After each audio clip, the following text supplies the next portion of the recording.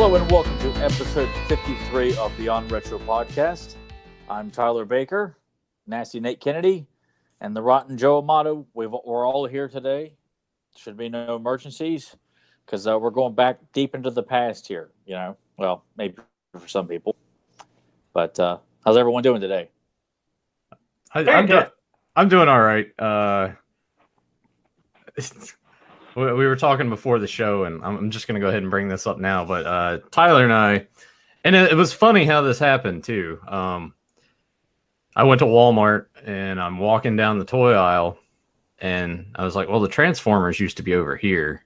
And they had switched some shit around, so I finally find them, and I'm just paying attention to the ones that are in front of me. I look down, I'm like, holy shit. It's what I've been seeing online. It's the basically the G1 reissues that they've been putting out at Walmart. It's a select few characters, and I saw Starscream. They had like a shitload of hot rods, but no one wants hot rods. Yeah.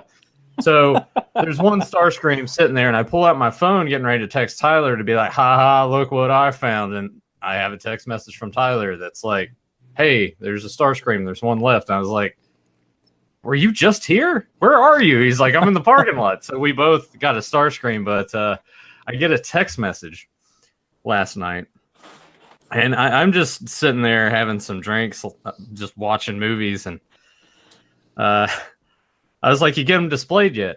And he's like, I'm working on it. How about you? And I was like, no, he's still in the box, just over there on the shelf. And then about a half hour later, I get a text. This thing's making me feel dumb as shit. And I just I lost it. Cracked up laughing. Tyler still hasn't figured it out. It gave him a headache. Tell us a little more about that, because you said you even went as far to look up YouTube videos, but none of them, they were all different Starscreams, and the one, I'll let you. It validates like why I've always had such a trouble trying or being interested in buying Transformers, because unless they come in their full robot mode the minute you buy them, it makes me just feel like a complete idiot. I think I'd have a better time putting together a Rubik's Cube or something like that in 60 seconds than trying to figure out how to transform a damn Transformer. God, they're so damn fragile. The instructions are very vague. They don't tell you much other than here's an arrow, flip this thing this way. What thing? What is this? And I got so frustrated with it. I hate it that I got this kick-ass looking figure and I can't get them. I can't do it. I'm sure somewhere once Doug listens to any of this, he's probably just going to shake his head in shame. Then fine. I will gladly mail the figure to Doug, let him do it for me, and I'll pay for shipping and handling to send it back. Well, here's the thing, too. Tyler also texted me. He's like, hey, if you figure yours out, you're coming over and doing mine. I was like, oh, all right. Yeah. Because I just want I just want to be able to display him in his robot form. I don't give a shit about, because I'll never do it. I've tried to do it at times in the past. I'm like, God, I'm an idiot. So, well, I don't know if Joe ever had issues like that or not. Probably not, but I only had, I think, 3 Transformers as a kid. It was Optimus Prime, Jazz, and Megatron. That was it. That's the only Transformers I had. So God, of all the ones you could have gotten, you picked 3 of the biggest heavy hitters. Like, man, that's if you had. Yeah, those are the ones I loved. I always loved them. My buddy had and still has every Transformer, and I used to just be in awe going over his house. I had the He-Man stuff. He had the Transformer stuff. So that was kind of my fix of, I was like, well, I don't own them, but I at least can go over to somebody's house and play with them and transform them. And he would do them quick. And I remember there was some I was just lost with. I was like, I don't know what the hell I'm doing. I just felt like a moron. So, yeah, they're the most. I'm glad it wasn't me, because Nathan said the same thing. Yeah, I only had like the kid. One was easy to transform. It was like a small little Jeep. It wasn't Hound. I can't remember who it was, but it was just a small Jeep. I'm like, I can do this. And then I had like one like underwater, rather large transformer that was kind of easy to transform. There wasn't a whole lot to it. It was pretty simplistic, but Jesus Christ, man, that Starscream, it just feels like you're going to break it by doing much. I'm like, son of a bitch, I can't get the head to flip back over here. How can the wheels go down here? And I said, oh shit. Fuck it. I tell Nathan, I felt like Chunk crying, and Nathan's like, Robert Davi sitting there laughing at me. I'm beginning to like this guy. I was just dying last night because the way Tyler texts it's always like a lot of exclamation points. Like he's really like, yeah, like jazzed up for everything. To just see that text, like this thing's making me feel dumb as shit. Like it was. I was did. I felt like such a moron. I really did look up all these videos of people talking Starscream. They're not telling you how to do it. It's either like the very original Starscream or a variation of Starscream from this or a variation from that. I'm like, this ain't helping. And you know, I'm gonna take a crack at it later today. So hopefully it turns out. Please do. I just want to have them displayed. I was like, you know what? I can't do this. So I made sure I went back to Walmart and got the Jazz figure that they had that's already in robot form, just so I can. Okay, I've got one of my favorite characters on display in robot form because that's all I want. Good stuff. God. Well, before we get going and reminiscing about walking down the aisles and checking out all the artwork and avoiding the little corner set aside in one of the video stores I used to go to that I didn't know what it was, but it turns out it was the porn stuff. Basically, it's just like a catalog book, and you'd pick it and go to the counter. Before we get going into that, if you are new to the channel, make sure you hit that subscribe button and ring the bell so you get notified when we go live, so you can join us in the lovely chat room.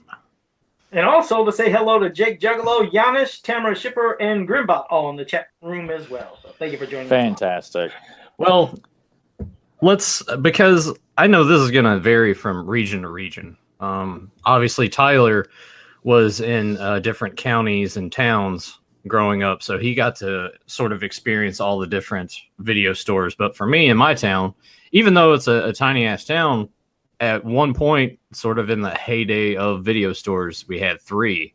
So there were plenty of options. We had Frank's Video, 2 Thumbs Up Video, and Showtime, etc., which used to have another name. And then when they moved again, they changed their name to Peak Creek Mercantile, which Tyler and I always Peak Creek Mercantile all the time. Yeah. Anyway, that always seemed sort of fishy to me. I felt like maybe they were changing the names to avoid paying certain amounts of like taxes or something like that. It just seemed kind of weird. Every few years the name would just change just overnight. But Joe, what was it like in your town? How many video stores did you have nearby? We had the main chain of the Video Connection. That was like almost everywhere within a 2-3 mile radius. In any direction you go, there was pretty much a Video Connection. And then some Blockbusters popped up later, but it wasn't a place I frequented. It was always Video Connection, and of course later on even a little bit of Family Video. But beyond that, I told you the story before, was just Ben's Tropical Fish. Makes no sense, but Ben's Tropical Fish. It was a place that was probably 2 miles where I lived. It was across the street from where I used to ride my bike to go to 7-Eleven to get the Masters of the Universe comic.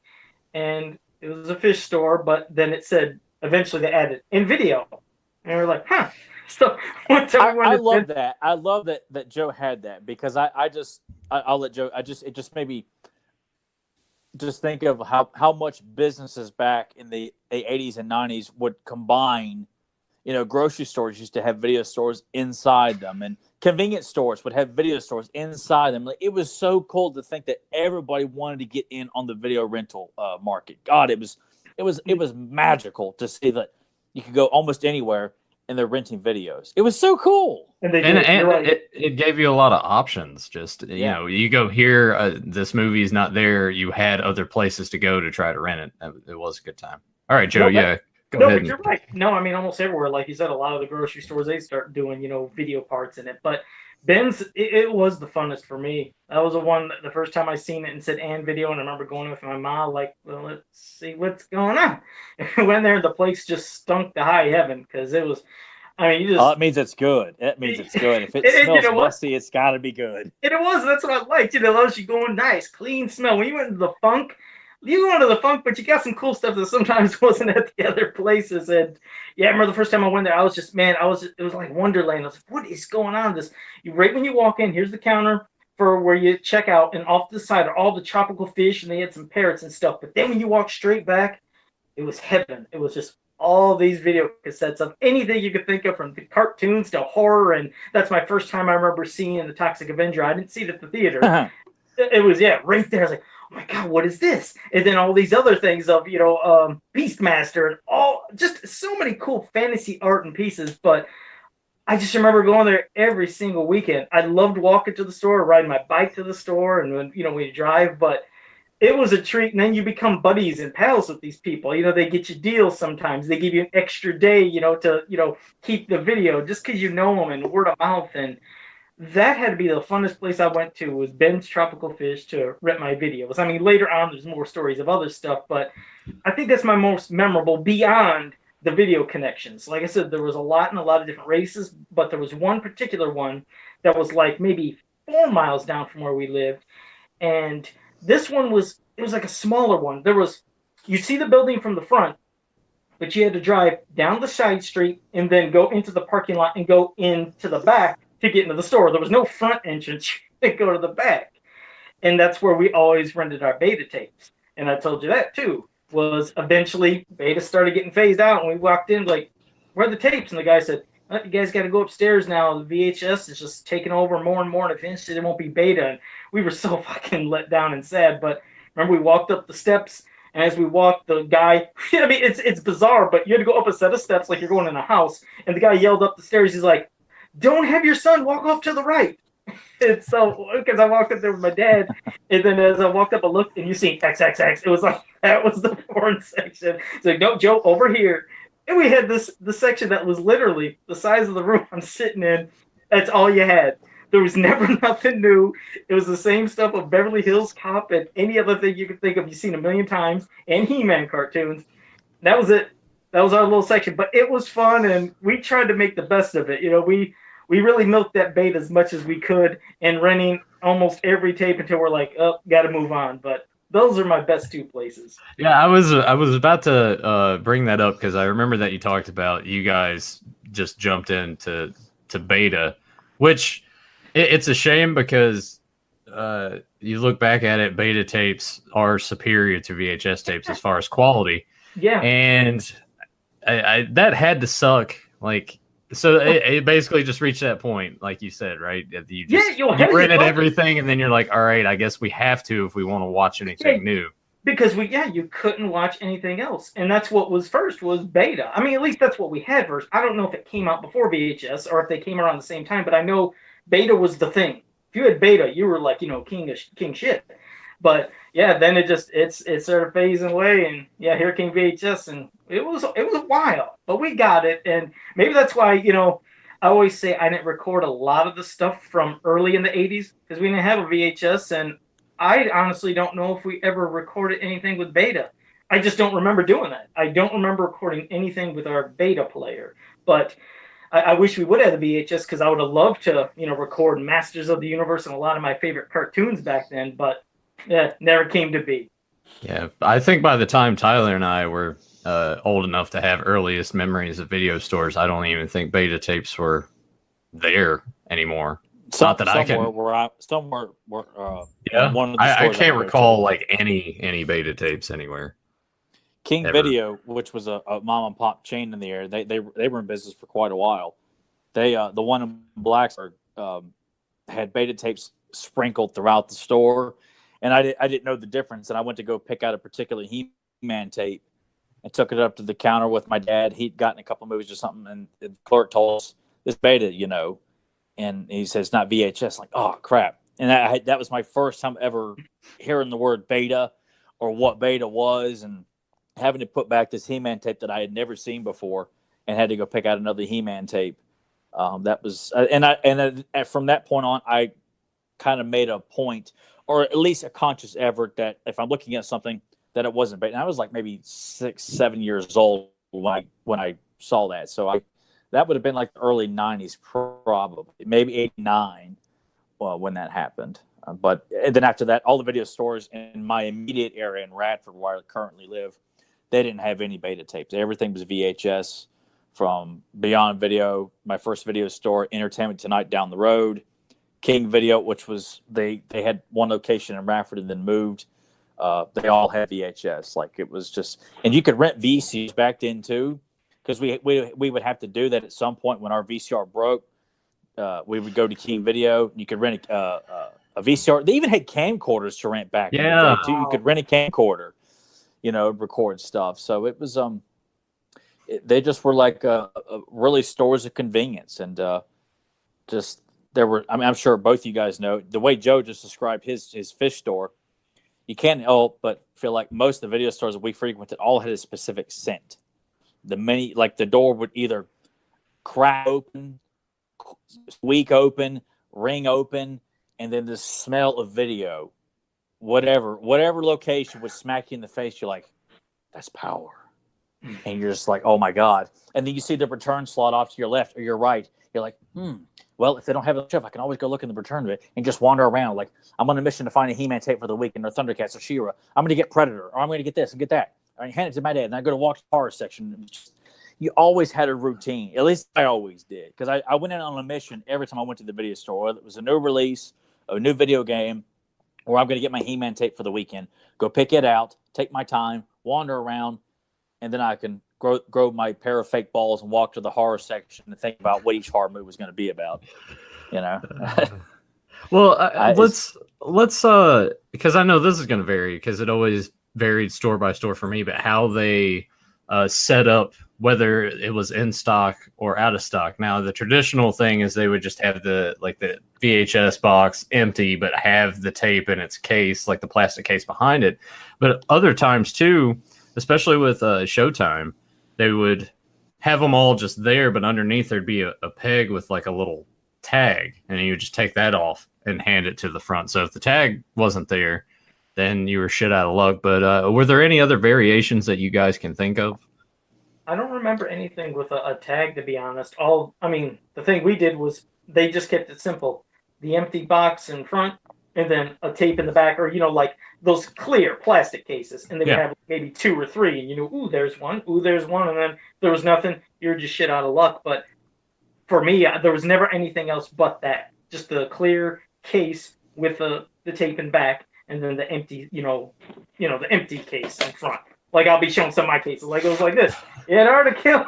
Yeah, of course it's a Steven Seagal movie. Of course, that front, and then you have a clear case with the tapes all in back and stuff. But no, that's the only way we had it. Yeah, I'll have to get to some of these movies later, because what's funny is when I was cycling through all these, I was like, God, I forgot I bought this for $1 way back when Video Connection went out of business, and I'm gonna have to pass it to Tyler to tell me what it is. It's He-Man and the Masters of the Universe Volume 7. I was like, what the hell was on this? I gotta get a VCR just so I can watch some of my old stuff. Yeah, Volume 7. I think because I can't skip stickers covering, so I can't see nothing.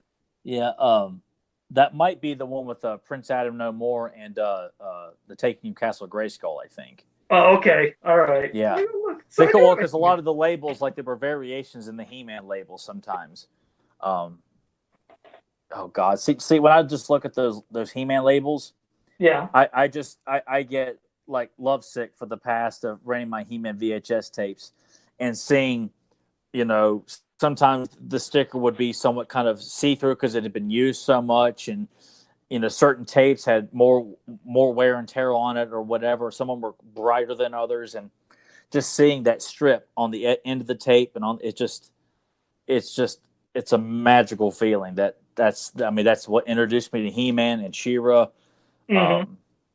All that's just I've got them all in the room there, but I think that's the volume that's on there. But okay, yeah, because we got people already. We got Jake mentioned in the chat room about they always talk about they put that Be Kind Rewind, and they put that on there. And they put that hollow foil sticker so you can alter and screw with the tape. And this has got so many damn stickers on it. Yeah, it has them all. And I don't know if you guys ever had it, but I remember if you ever rented a couple tapes, and oh shoot, I forgot to rewind it. You'd have one in the VCR, and did any of you guys have any of those video rewinders? I always wanted one because my cousins had them, and it just rewound those tapes so fast. But there was one time that it just completely just ate it up and destroyed it. Oh wow, that would have sucked because my dad still has this car one. It looks like a car, and you shove it in there, and it sounds like an engine revving, but it's actually the tape rewinding. He still got that thing; it actually works still. I see them in Goodwill. I actually saw one a couple weeks ago and was tempted to get it. I need to go and dig out my VCRs because I have 2 of them. I need to dig one of them out and hook it up because, Joe, since you got all your tapes there, at some point I guess I'll slide back and grab a couple of these. I'll show some of these. Also, still have some stories about the stores too, just like you guys probably still have playing, which are great. But that's the thing. When I looked at my collection, because I got like, there's just hundreds. There's just so many crazy things. But there's a lot of stuff I recorded, and back then I never usually labeled a lot, and it pisses me off. And now I'm thinking, damn it, why didn't I label half of these? Because I'm looking at a lot and it says WCW and Royal Rumble and WWF, and I'm like, but what? What are half? The only one that says Royal Rumble is this. What were these? Were they pay-per-views? Were they Raws? Were they Nitros? It's the Saturday Night's Main Event. I did label those, but well, here's that He-Man one, and hold on, and of course got some Hard to Kill. I got also got those damn tapes. Got my good old RoboCop. Got to have that on tape. I've got that over here on the shelf. Too. Yeah, I got it sitting over here beside got my me as Action well. Jackson. Hell yeah. That's awesome. Yep, so I got that. I got this one is probably one of the last. Well, it is. It's the last cartoon series I recorded, and that was the first time when I recorded for the MYD. My recordings of that He-Man series are on the exact same Maxell tapes too. No shit. Well, look at that. Great minds think alike. So he did something. So yeah, I was be sure to do that. And then I remember getting a lot of. See, that's what I mean. I gotta watch these again. This was, sometimes you're thinking you're getting something super amazing, fantastic. And I had this X-Men tape that I bought. All it is a 5-minute interview with Stan Lee. That's it about the cartoon. I thought it's not an episode or anything like that. No, it's Let me get it out. I'm for sure it was just literally and you can even see the length of it. Oh wait, hold on a second. It does say running. Damn, it looks so small. It says running time 50 minutes, but the tape's so small. And it says 5-minute interview with Stan Lee, but you can tell I didn't rewind. That's all that was on there. Sure doesn't look like much. Shit, I don't know. Like I said, I haven't seen it in years. Then I got had some other cartoons. Had Spider-Man. I remember that one. And some of the Transformers got 3 episodes. More Than Meets the Eye, part 1, 2, and 3. Yes, the Rhino release. I remember getting some of those too. It just 2 G.I. Joe episodes first. I had that one. I had that tape. It came in a 3-pack. Oh, did you? And then the last one was my whole story that Nathan likes giving me shit about. But here it is. Halloween 6, The Curse of Michael Myers, the original producer's cut. Oh, man, over just years ago. I mean, like I said, over 20 years ago, I remember I pissed my pants when I was at that, it was at the Toledo Sports Arena. What's that say on the back? It says features 43 minutes of... Yeah, like never seen footage. So when I'm seeing this, picture me, this is, at least for me, back in, the late 90s, I believe. It was before the internet, before I had the internet. I don't know how long it's been around. But, I mean, I lost. I was like, what in the hell? And I'm reading the back, and it's just after the original completion of Halloween 6, the producer was replaced, and over half the film was reshot, including a new ending. This is the never-before-seen original cut of Halloween 6, and... Man, I bought this, lost my mind. Like I said, it's all blurry and fuzzy. And you can't really see half the stuff, but I could hear it, and I knew everything that was going on. I was like, oh, my God. So I felt like king of the world. I'm telling all my friends, did you know there's a different Halloween? They're like, no. So this thing, in its case, and it's from Singapore. All these imports, it says it comes from Video Imports in Singapore. So yeah, that's a bootleg right there. Joe, when I was in Walmart yesterday, they had an end cap. And it's like this retro thing. There's slip covers on these Blu-rays that make it look like, VHS tapes. They have the producer's cut on that end cap. $5, Joe. All right. $5. Go to Walmart and see if they've put that out. I'll do that. And you said they're Blu-rays, but they make them look like old VHS? Yeah, well, the slip covers on them, some of them, it's like, here's box art, and then they left about that much space to be like a VHS was sliding out of it. I mean, they're really awesome looking because they have like First Blood, John Wick, all kinds of stuff. It looks really cool, but that is there, and it's $5. So, all right, thanks for letting me know. I can get it. That sounds pretty affordable. Since he wouldn't let me buy it for him and mail it to him. Right, I'll get it. But go ahead, pass to you guys. I'm gonna slide back here and pick some of these tapes. Most of mine is just like horror films that I've found as I've gotten older. And Tyler's seen it when he's coming. Fed the dogs and everything. Well, I'm sure you have to probably have, I'm assuming, all the Friday the 13th, Halloween and Elm Streets. Actually, along with... no. Okay. No, I don't. Well, you gotta have pumpkin heads, leprechaun, critters. You gotta have some of the goodies. Actually, not really. These are all just like really like terrible ass movies. Oh well, then now I'm really intrigued. If Tyler's seeing these, seeing your collection, then now It's I'm more intrigued. about like the crazy cool looking box art, but he does have movies like Fright Night, Terminator, Yeah, classics in there as well. Universal Soldier. Okay. But yeah, let me go ahead and grab some of these, like just really bad ones. All right. I mean, Remember to bring them You up would to go the around screen. frequently to Goodwill to look up a lot of crummy ass VHS tapes, and he just would send me pictures and like, hey, look what I got. It looks cool, but it's crap. But it just makes for great display pieces. Isn't it that's true? What a lot of that stuff is. That's true though. A lot of them have just amazing box art, and the movies are absolute garbage. But they do look really cool. But that was one of the selling points about the video store too, is that you could wander around thinking you found, what the hell is that? Like a beautiful woman being chased by a giant alligator, and it's, an alligator in Manhattan or something like that, and it's just like this really shitty B movie with like an inflatable alligator floating around in a swimming pool or something like that. But it's a bad one. I wish I could remember the one. There was one that something along the tagline was, I thought they showed someone, it looked like they might have had a hockey mask, and it said something like, Jason, Freddy, Michael, they don't have nothing on this guy. And then yes, I'm familiar with that tagline. God, what was that? Yeah, pisses me off. Oh, but when you say that, you already know you failed. Like, yeah, right. Anytime you quote something like that, like, yeah, you lost already. I'm sure it's a pile like, damn. Hopefully, somebody in the chat room might know what that was, where it said something like Jason, Freddy, Michael. I don't have nothing on this guy, and it was some cornball horror movie. Watch Nathan probably pull it out. He's like, is it this one? No, I'm still just looking at ones. It's like looking at the box art just to show off that it'd be kind of. Well, grab some, get a handful of them suckers. All right. I mean, most of these are just like really like this one.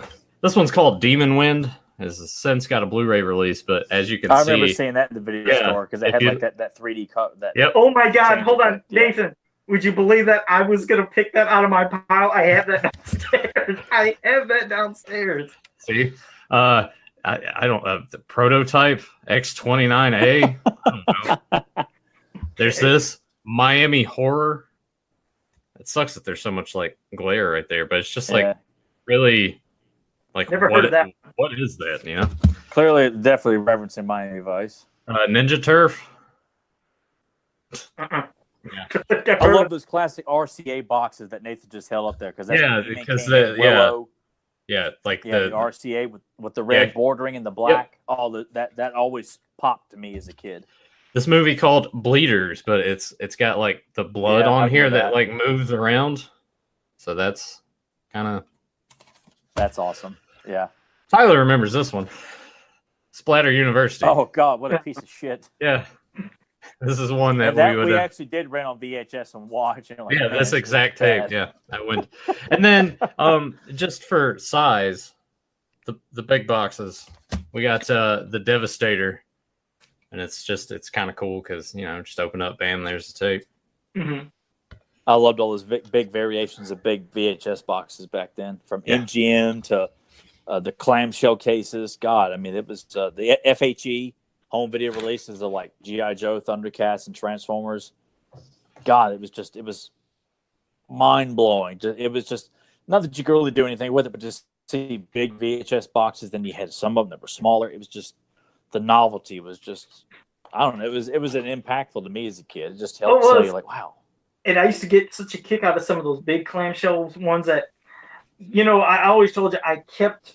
Every one of my video games are like, the boxes and the games pristine condition. And I regret so much of what I did with some of my Super Nintendo games.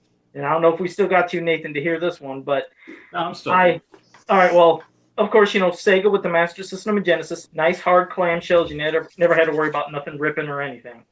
Well, my moronic ass, I took some of those black big VHS cases that would hold the tape, almost something similar. Well, probably could be this size.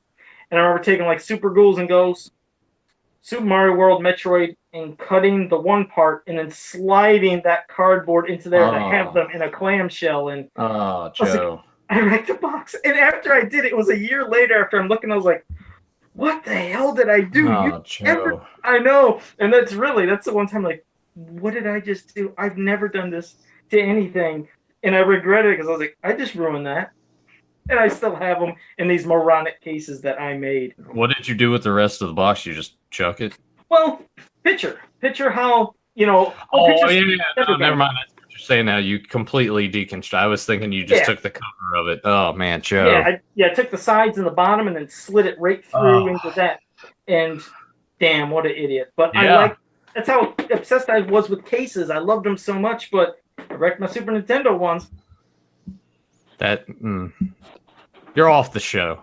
Get out of here. To see that off. There you go. Continue, but yeah, that's some of mine. So now we got to see some of Tyler's. But God, like you said, I mean, between us, we probably have thousands of VHS tapes. I'm sure, but you can only pick like a certain amount just to. I love how this fact that we didn't discuss this, but yet all of us brought VHS tapes. Like we did not discuss this in advance, and yet Joe's got a stack. I just grabbed 3. I've got more over here, and the rest are all in storage. And I got all my He-Man tapes in the other room. But just how we just like, here, let me show you this, and I just think that's pretty cool that we all agreed to that. But I mean, there's so many examples for me of like, ones over here, like a lot of them meant something to me, and I would track them down from other video stores. But the 3 that I grabbed was the one Thundercat tape that I would rent them. This isn't the exact copy, but the Ghost Warrior. I rented this tape. I mean, so many times. It's got Groon the Destroyer on the back, and the box art just fascinated me as a kid to see the ghosts of Jaga and Groon. And there's like these futuristic towers around them. Like it makes no sense, but God, it looks so cool. And this is one of the few that actually had 2 episodes on it, and that's one of the reasons I rented it so much because it had 2 episodes. Well, what do they normally just have one per episode, or just what? one? Like all the FHE like releases, like GI Joe and Transformers, all had 1 episode, and then they have a preview block, like an advertisement cycle of like 2 to 3 minutes of like, get this on from FHE Transformers, these 3 episodes, GI Joe, these 3 episodes, or whatever.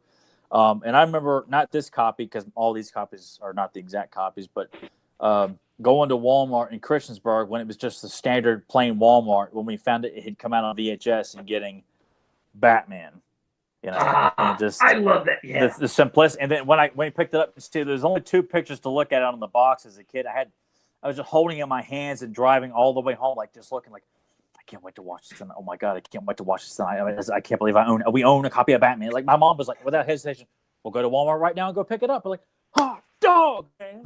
I agree with you. That symbol it's so damn iconic, and I have the exact tape you do. But I remember just that craze when Batman hit from the theaters to all the promotional stuff that Taco Bell or Burger King or wherever the hell it was. But anywhere you go, and hats and shirts, but just that symbol. And I remember the same thing when I got that tape. I was like, this is so cool. I know this is a symbol on the front, but damn, you got so giddy. It was just that, and that was one of those things too. When you get that movie, and we didn't buy we did have quite a few VHS tapes, but we rented them a hell of a lot more too. Same here. And when you get it in hand and you're looking at the pictures on the back, and you're anxiously waiting to get home so you can find out what it's about, or you're re-renting it for the millionth time, like we did with so many tapes, and pissed my dad off. He's like, well, I don't know why you guys do this. Like, are we complaining and crying or making noise? No. All right, then. It kept us quiet, kept us content. He used to get so mad at me for renting He-Man again, to the point where he would try to make a point to talk me out of renting He-Man. I'm like, why? It just would bug the shit out of me as a kid.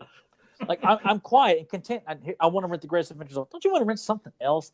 I guess it just got tired of hearing the music and whatever over and over again. And it was just like, I wasn't bothered to anybody. Leave me the hell alone, But then this one here, I grabbed this one because you guys won't be surprised at all. But it threw me a lot as a kid because I would look at the back of the box and like, neither one of those scenes happened. Like, what? I don't get that. Why didn't those happen? And for the most part, I rented this on a double tape because my pawpaw had Raiders of the Lost Ark, Temple of Doom, and Predator, all on one VHS tape that someone had double taped for him. So when I wanted to watch Predator, we would just borrow it from my pawpaw and watch Predator on the. We'd have to fast forward through Raiders and Temple of Doom, but I love Temple of Doom, so I'd watch that a lot too. And it just was so cool to watch Predator and not knowing I didn't have to go to the video store and rent it. I would just borrow it from pawpaw, and it was like it's free, and I get to watch Predator. And to look on the back there, of course, as a kid, you see that classic CBS Fox logo. Those promo shots of Arnold and the Predator. Like, as a kid, like, neither one of those scenes happened in the movie. And I would just look and look and look, like couldn't figure out what the hell is that. It was just mind blowing to me. And then it would be like years later as a young adult, like, oh, those were promo shots they did for the movie. Had no idea about that though. But you'd see stuff like that on a VHS with no explanation. Some of the He-Man tapes would have pictures from other episodes that aren't on the tape you rented. What the hell's that from? Just stuff like that. It would blow your mind because you had no means of solving these mysteries. Or there'd be cut scenes from the movie you rented. But that didn't happen. You just like, oh my God, just drive you nuts. I can't be the only one out there. But I got others here that I picked up, like Winnie the Pooh and Digger too. I got all the Marvel or a lot of the solo Spider-Man animated series from '81 and Amazing Friends, Fantastic Four, RoboCop, the Hulk. I got a bunch of those that back in the early '90s they were re-releasing all those episodes on VHS. You could buy them at Saturday Night Matinee, which was a movie store chain. I don't know if Joe had them in where he lives or not. It was like a chain in malls.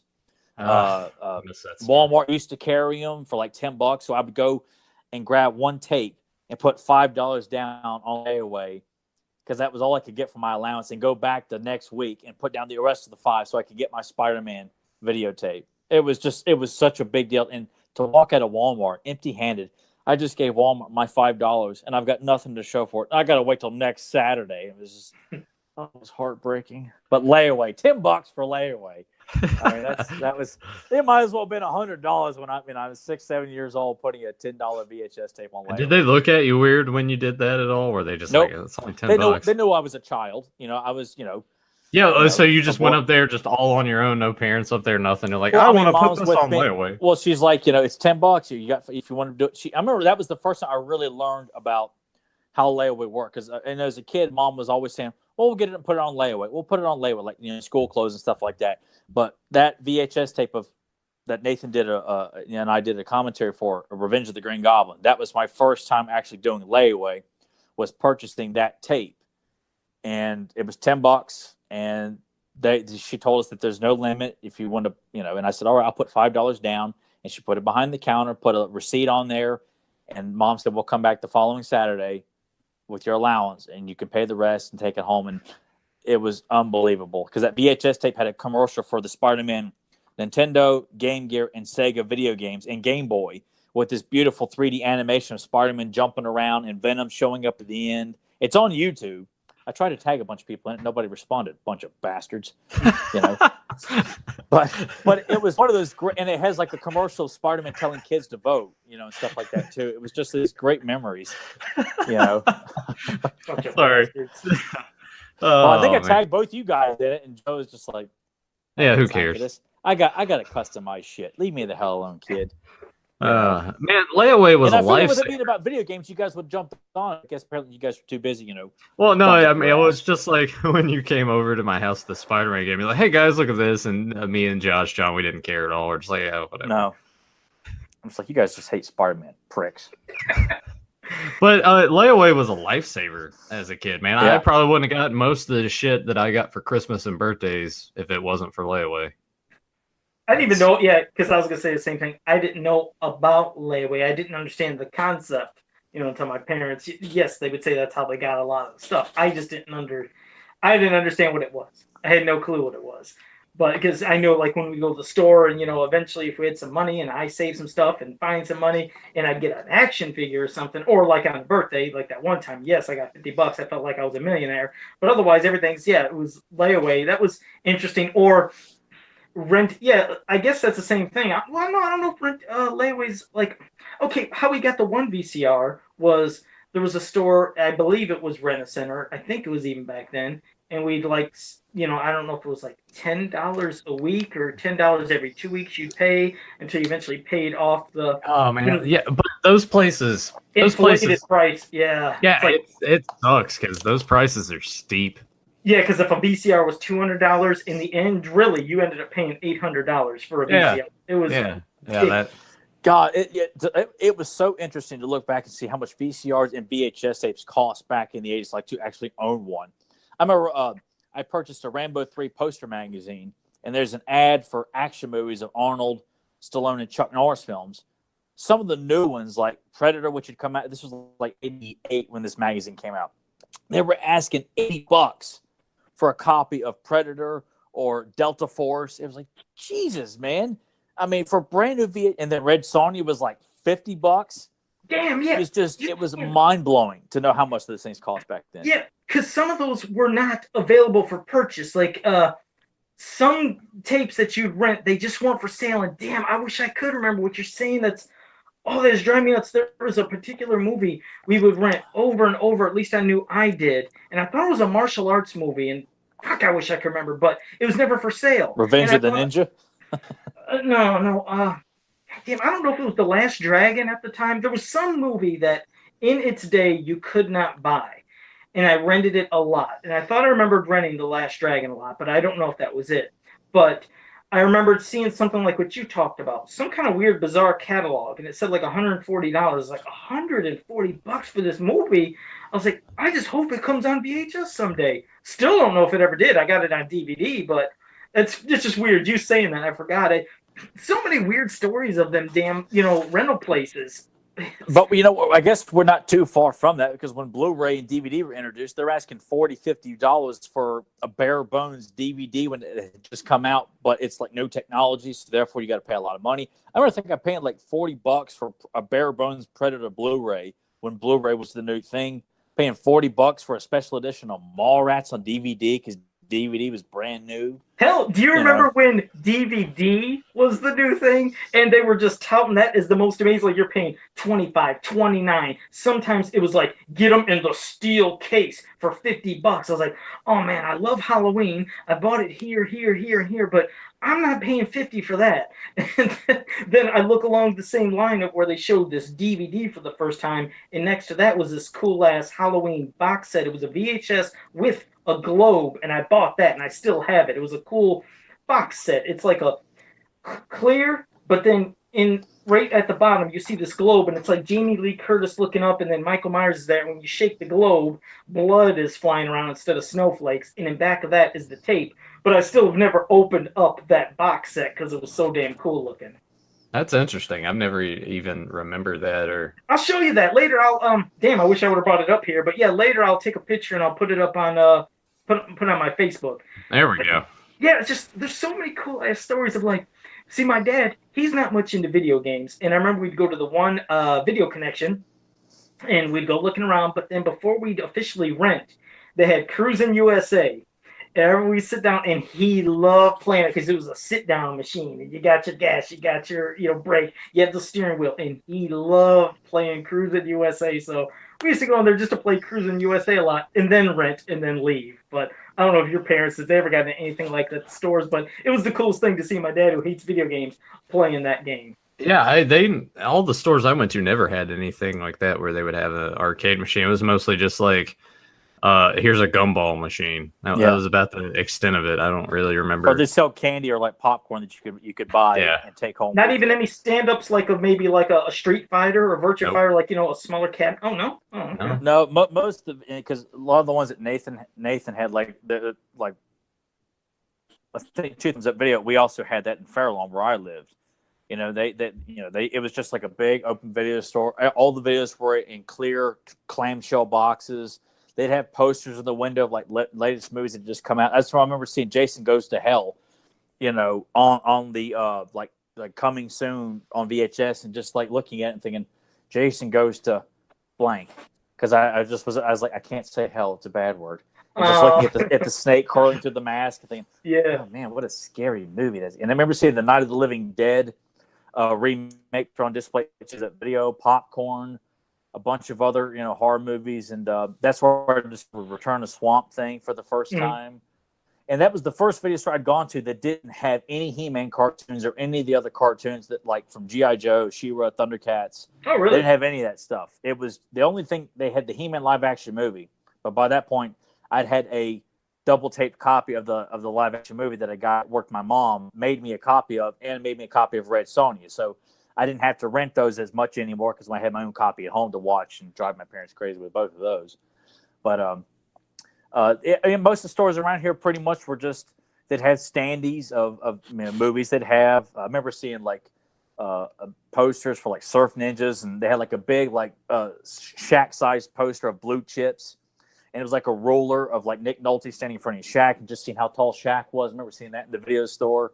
Don't you wish you could have got those somehow before they closed all the posters and stuff? I used to love it just like you. Love seeing all the horror stuff, things with Friday the 13th, a bunch of Toxic Avengers from all the different ones they had of that as well. But they had stand-ups, and I remember always in bins, right in the back was the Toxic Avenger, big stand-up of him with his mop, and I always wanted that, but you couldn't, just say, can I have that? It's just, damn. And Stafford, get that, and I like how Joe mentioned Toxic Crusader, or Toxic Avenger, excuse me, because when the toys came out and the cartoon and everything, I got the Toxie figure, and then went to the video store, the 2 Thumbs Up video, and I saw the third one on the shelf that was like kind of near where like the newer videos had been released, and it'd been out for a while though, for whatever reason. But I was like, "There's a Toxie movie," and we get home within the first 5 minutes. He's in there tearing people apart and shoves a mop through a guy's head, and spitting up blood. Yes. And my dad said, "That does it," and turned it right off. I'm like, You're wondering what the hell? I didn't know. I had no idea that this Toxie was going to be tearing people's limbs and shoving mops in their heads. And like, isn't that amazing how that property got turned into an animated kids show? That's what shocked me. Because I love it. I love it though. It's just another testament of the balls and grit that you can turn anything and to make it a kids friendly toy line / cartoon. It is. It's bizarre because that's the thing. I mean, I remember I was, of course, the movies came first and they were just horrific. And just seeing little Melvin being turned into the Toxic Avenger, and you're seeing so much gross stuff. And of course, you're seeing the nudity as a kid. That's why I love them damn movies. But you've seen this crazy horror stuff. And then eventually here came a cartoon. And I was like, for me, when I first seen the cartoon, I was like, this ain't the Toxic Avenger. But I know there was kids who seen that first, and then when they seen, like how Tyler said, the movie, I like it. What the hell's going on? Because it's a bizarre, different way to see how one perspective and another perspective. Hell, even when I made a while back the Toxic Avenger into a vintage Masters of the Universe figure, I sat there, made the figure, put it up. I got more people commenting saying, "Man, I love Toxic Crusaders," than saying, "Yeah, I love the Toxic Avenger." They didn't realize I based it off of the movie, and they're all quoting the cartoon. I was like, well, what the hell? I kind of find it hard to believe at this point that how would you not know that there was 4 films or at least 3 when the cartoon came out and all that stuff. It just kind of, how could you not know that? But then again, too, I'm sure some people, some of it's alluded, but I almost feel like it's if you're like us, and you love all this pop culture stuff, the 80s and 90s, like, even if you're not a fan of the Toxic Avenger franchise or the character or the cartoon, it's like you should be like aware of it. Even though it's like Trauma, it's an independent film company. They make crazy, bizarre, trashy films with nudity and excessive, ridiculous, silly gore. But you ought to be like aware of like Tromeo and Juliet and Surf Nazis and stuff like that. Man, I remember renting Tromeo and Juliet because Joe got to talking about how with some of the people that operated these stores, you would become kind of friendly with them and have all these conversations. So I was renting so much there and the owners knew my parents because we were there quite often. So I remember specifically grabbing Tromeo and Juliet, Showgirls, Striptease, and Howard Stern's Private Parts. And how old were you now? How old were you? 12, 13, something like that. Did they let you in the trip? You had some section? Balls, man. I couldn't have done that in front of my dad. Not with my mom. No, my parents weren't with me because I walked down the street over there to where it was in that little plaza, and I put him on the counter, and he was like, "Are your parents okay with this?" I'm like, "Yeah, it's fine." He's like, "Okay." If they're okay with Bustin' Breasts, Volume 7. Oh, they're okay God.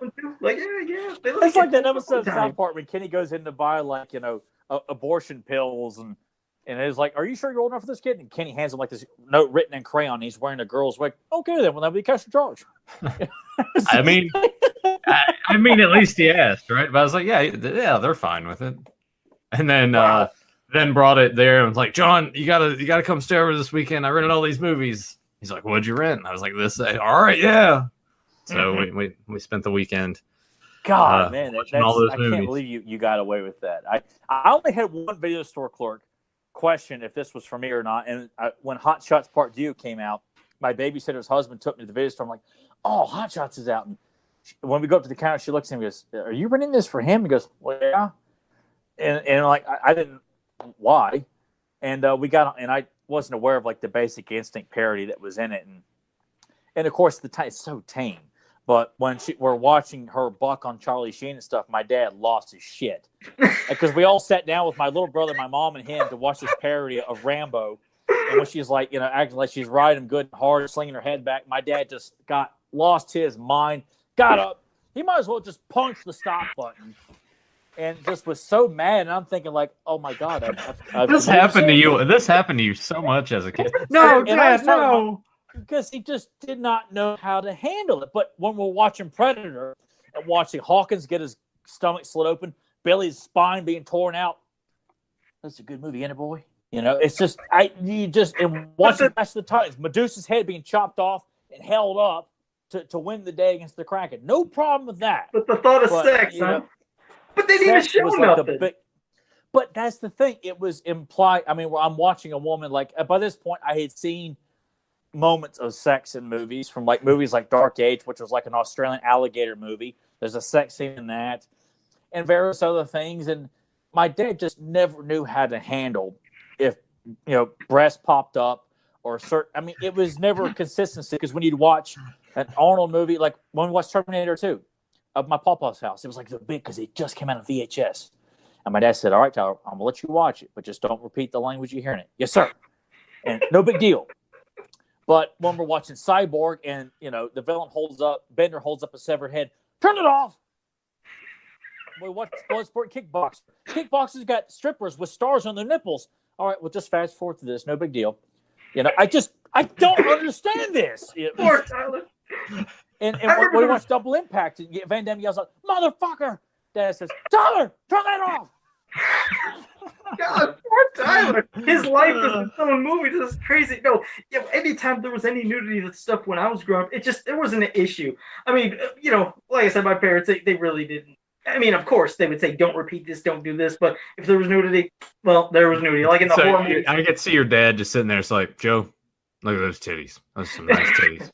Check out them titties, Joe. Like, titties. Well, that's the thing. Every horror movie we ever went to see, and every Friday the 13th except Part 6, they all had breasts. It's like, so it was just expected. So it's like, I didn't care. Like Deathstalkers, I think that's the reason I used to get so excited of renting the Deathstalkers. I didn't give two shits about what was happening with any horror. I mean, with any sword and sorcery. I was like, I know they're going to show some nudity, and they show plenty of it. A lot of nudity in those movies. Like, I just overload. And it was, and that's the thing, the covers is what drew you into it, because they have these really amazing looking painted pieces, like, damn, this looks awesome, because you know how it was, we're all about sword and sorcery, Conan, He-Man, all that stuff, but then when you started watching, like, whoa, hey, and then, when my dad would go to work, and like, yeah, we got to return it, the next night, okay, and I get home from school, I'm like, I'm going to pop that in a couple more times and catch these scenes before he gets home from work, it's like, oh, damn.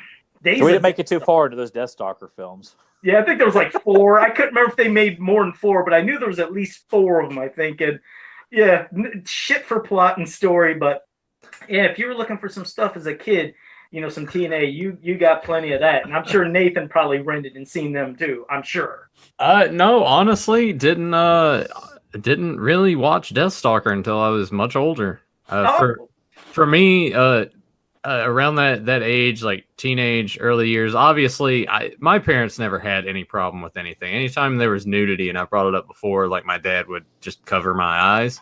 But I would always, because he obviously didn't know that it was coming in some instances, like, I want to say it was like Lethal Weapon at the beginning. The naked prostitute. Yeah. I remember that vividly because I caught like a glimpse and he was just like, nope, don't look at this yet, but I can still hear everything. Have I told the story on the show about True Lies? I'm not sure. And the infamous Jamie Lee Curtis dancing scene. I don't think you did, no, because that was one hell of a hot scene. That dancing, good God. I'm not a fan for one with slick back hair, but she made it pretty hot. That was the first time. And why am I telling this to the whole world? This was the first time that I got like a boner. I can remember. Look at Joe. He looks like he's gonna spit up in his mask. Because I just took a sip. Okay, go ahead. All right, so this scene's going on, and I just like I'm aroused by it. I think Tyler, we were 9 I think when True Lies came out on About that, yeah. All right. So my dad and I are watching this together, by the way. He looks over you. Yeah. No. Oh no. I look at my dad and God, I feel like my face is getting red here. It's gonna look like Joe's mask here in a second. So anyway, when I was a kid, I always referred to my penis as a dinger. And I look at my I look at my dad and I was like, my dinger's hard. And he just started basically doing what you're doing right now, just like cracked up, dying laughing. Only your dad would respond that way. God, I wish my dad had reacted that way. My dinger. But if I'd have said, my crunch is hard, that does it. He doesn't know. It's like, what the hell? Yep. There we go. It's out there for the whole world now. Everybody knows this. This is this is gonna common knowledge. Giannis, you gotta make some Photoshop my dinger is hard and show True Lies. Yeah. Yeah, like the critics say, it'll make your dinger hard. Yeah. But yeah, obviously. So there you go. My dad didn't really care about the sex scenes, and like Tyler's dad did. He never made me shut the tapes off, anything like that. So that was never an issue. I'm sure my mom probably didn't enjoy some of the movies that I would sit and watch with them, but it was never a thing where it's like, hey, leave the room or we're turning this off. I think if they knew that it was gonna be kind of bad, then they would just make me stay in my room. Joe, you all right over there? I can't. I just can't stop. That is gonna be the craziest shit I've ever heard. I couldn't imagine being a kid just like saying, "Hey, Dad, my dinger is hard." What the hell? I didn't understand like what really was happening. I was just like, I'm sure my dad was just like, that a boy. Yeah, that's my boy. Probably hand you a beer after that. 9 years old, right? Get you a beer. Like, all right, that is that was pretty good, Nathan. That was, God damn it. Where do we go from here? I don't have a clue. I don't know. I can't. I don't even want to tell a story because it's just like the impact of just. Well, I like that though, because I feel like most guys around our age or older, you didn't have access to pornography or nudie mag. Not everybody did. I certainly didn't have access to Hustler or Playboy and stuff like that. So the only way you could see a naked woman is by chance in an action movie or a horror movie. A naked woman does pop up, and that was like your gateway of when you hit puberty, you're like, God, there's like this one brief scene of some woman moaning. Well, that's all I've got, so I'll just use that, or something like that.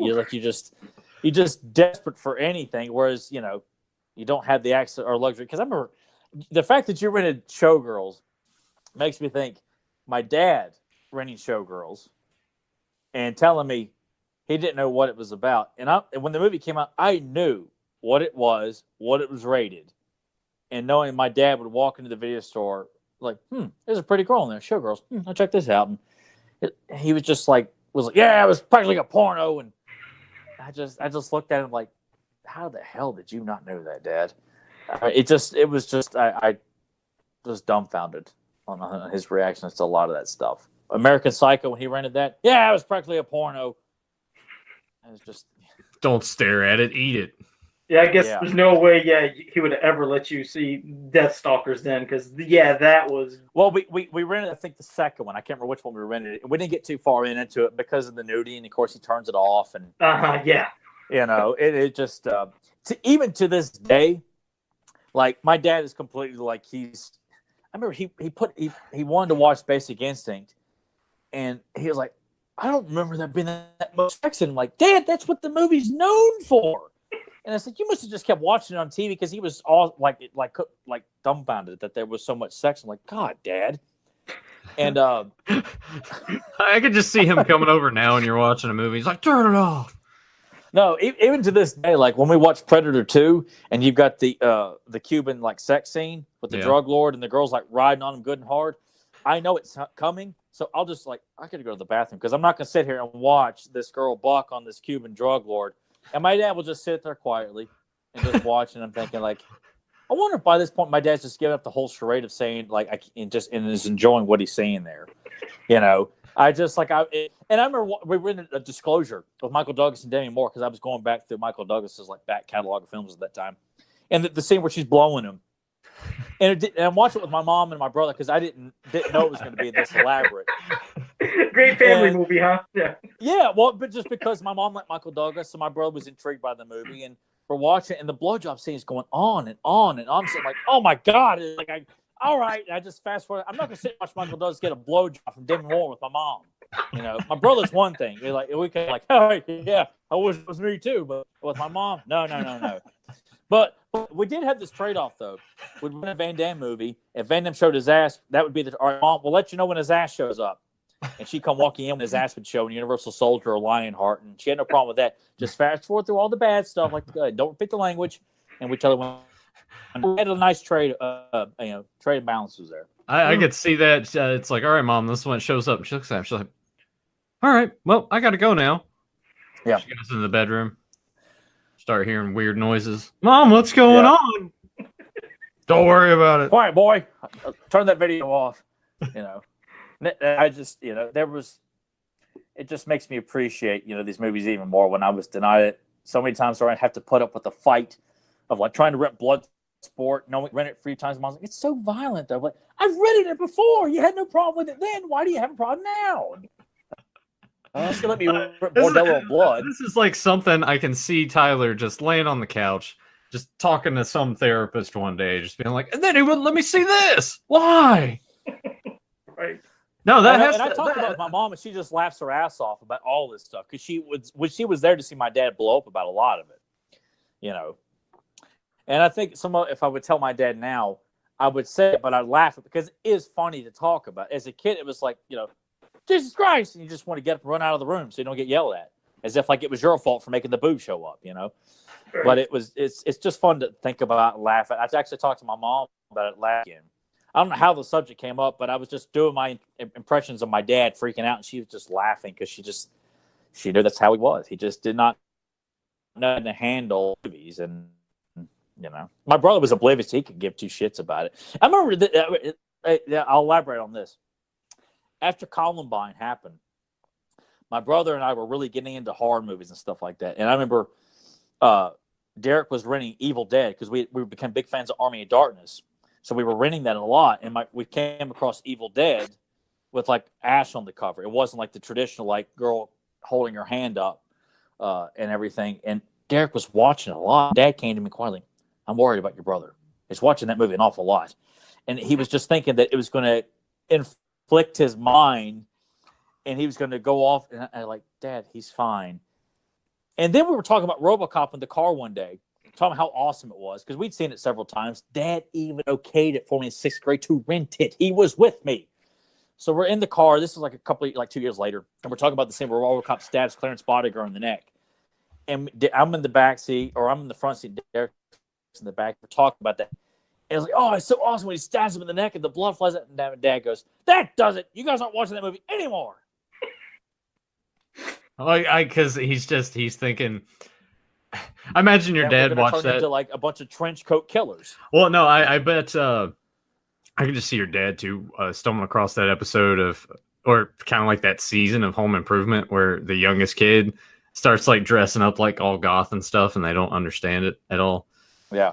Oh man. Which never happened with me or my brother. We still love comics, collecting toys, watching cartoons. I understand his concern, but still, that just seems, man.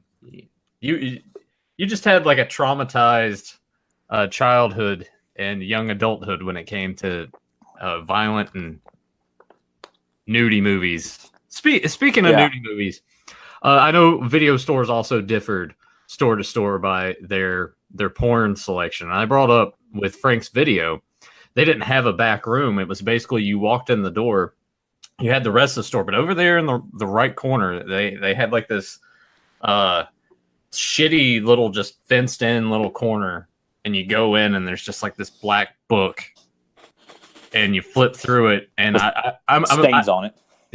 I'm assuming that it just had like the covers. Maybe they like cut it out like Joe did with his Nintendo games and just put them in little sleeves, and you're just flipping through this book and it's like, all right, well, go up there, because there was one time I walked in and I walked up to it. My dad caught me just in time, right as I'm touching the binder to open it up. And he's like, "No, we're not looking at that." And I was like, "Well, I didn't know what was." I was like, "Well, what?"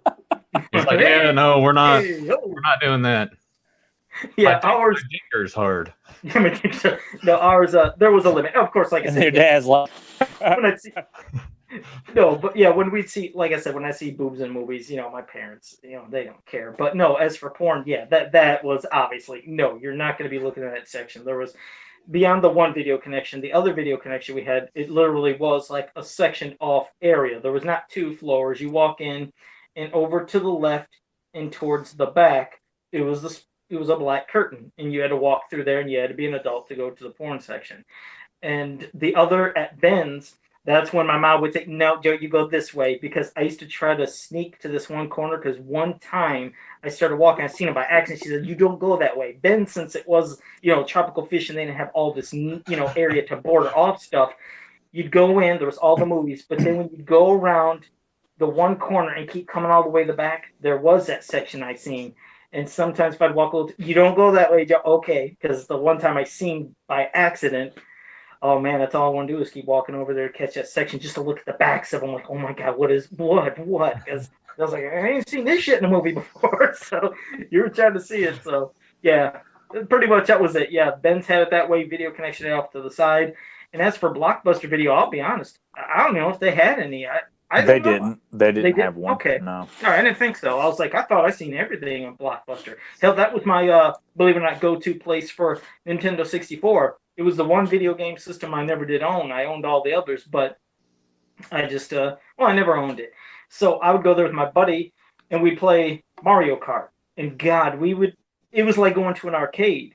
And they didn't get upset because they knew we'd always rent something, but we'd be there playing almost 2 hours Mario Kart. It was an obsession. Anytime we could go out, it was like our way of going to the arcade, but went to Blockbuster Video and played some Mario Kart. Loved that damn game. I don't know if you guys had kiosks too to play free stuff, but I honestly, when it came to the mom and pop chains, I never remember any kiosks. And even when we started to get some of the chains in there, I don't remember there being anything set up in those regards. I do remember, Joe, Tyler, you guys probably remember this too, that you could we talked about renting camcorders, but you could also rent game systems. So that was kind of neat. I never did that because it was always so expensive, but it was neat that you could do that. But I just can't imagine what the stories would be with that, because even as DVDs started showing up, people just don't know how to take care of shit. Like you're renting it for a night or two. How the hell does this just get like scratched and trashed?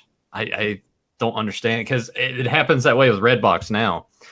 And that's what I hate, that it's, as far as renting stuff goes, that's all we have. So you go, here's a box, and yeah, you can flip through and read the synopsis, which there's many times that I've shown up and I'm like, I just want to rent this crap ass movie to get drunk and watch. And there's some person just standing there flipping through every single movie and reading all about it. I'm like, how do you? Oh God. So that's one thing I miss about the video stores, aside from just the general nostalgia. I do miss going in there, walking around, looking at the box art, because that's how most of these shitty movies were seen by a lot of people. Just Deathstalker. Perfect example. That draws you in. The movies are trash, but you see that artwork and you're like, oh yeah, what's this? And then you rent it. And that's how a lot of that stuff just became popular. I miss that aspect of, let's go out here to the Philippines, shoot a cheap ass movie that's basically a ripoff of this, and put it on video, and we'll make tons of money. I miss that renegade feeling, and just all of that's gone now. It's all gone. I mean, yes, you can find shit on the internet, but just it's gone. Well, plus the excitement and journey of, like, because it was very rare we did not go on the weekends, because it was a religious thing almost, that we would go either to Beyond Video or King Video, and then eventually Two Thumbs Up Video, and then back to King Video. I mean, so much to where my parents are like, they decide, we're going to go to the one in Blacksburg just to change things up, or we're going to go to this one just to change things up. Like, they're making conscious effort, like, they know we're going to go. They know we want to go. And we'd go on Saturday. And get our movies, for the weekend and take them back on Monday, or that's it was just that was your weekend, Yeah. Well, we talked about it with renting video games. If you got a bad one, I mean, that was still your weekend. It's a gamble, but that was part of it. You had, even if it's a game like, when you're new to it, when we got your Nintendo, you don't know what's good. So you just, and I didn't have Nintendo Power or anything like that. It was just looking at it. Did it look cool?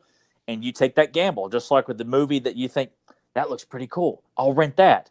And that was part of that gamble. Like, you didn't know if it was going to be good or not because you didn't have internet. You didn't have reviews for every movie and you go look at it, whether it's suitable, how much nudity's in it or whatever, So that was part of the excitement of like, I'm going to give this a shot. Or, or for like new releases, a lot of times movies were so popular, like you would go in like, oh my, and because some of them had just the box, and like just the clear case, most of the ones I went to had a solid black case, like Beyond Video, like it was just solid black with a label, and you would take the empty box and they would put the tape in it for you. But you'd have to find that empty box behind the VHS tape. They're like, oh man, Mortal Kombat, they've got it. There's one copy left. Just that, or we used to call ahead to King Video and ask him, do you have any copies of Eraser in? Yes, we've got 2 copies left. Can you hold it? We're going to come in and pick it up later today. And I call my mom at work. I got a copy of Eraser Reserve. Can you go by and pick it up for me? Sure thing. Is it like that? Yep. That. Yeah. What Beyond Video had was just like that. Yeah. This is for a movie called Evil Altar. I don't even know what the hell that is. Wow. Was that for Pete Creek?